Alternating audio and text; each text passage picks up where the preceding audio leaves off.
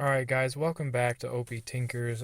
This one's for the Subaru WRX and other models, where if you end up changing your battery or disconnecting it, you may notice that you can't roll down your passenger window from the master switch.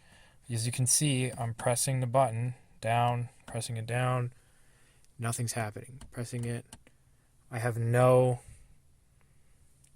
passenger window rolling movement.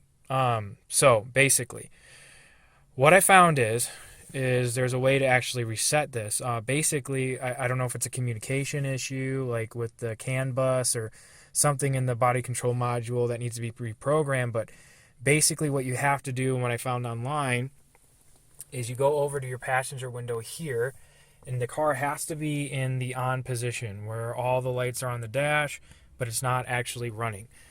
So then what you do is you come over to this button, hold it down for up to 5 seconds. So 1, 2, 3, 4, 5. And then what you want to do is roll it up and then hold it. 1, 2, 3, 4, 5. And then from there, you should be able to roll it down. Now you can see my switch is working. So when I roll it, hit the auto up, goes all the way up. Auto down, goes all the way down. So it's just some weird programming thing that Subaru developed. I have no idea who thought that was a good idea, but that's how you fix it if you run into this issue. I imagine anytime you disconnect or change the battery, this may end up being a problem. Mine came up because I had to remove the battery for installation of my headlights.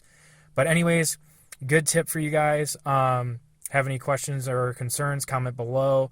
As always, like and subscribe. It helps me out. And it helps me keep making these videos for you guys. And I can work on getting some better camera equipment here. But I appreciate you guys. Thank you. Keep wrenching.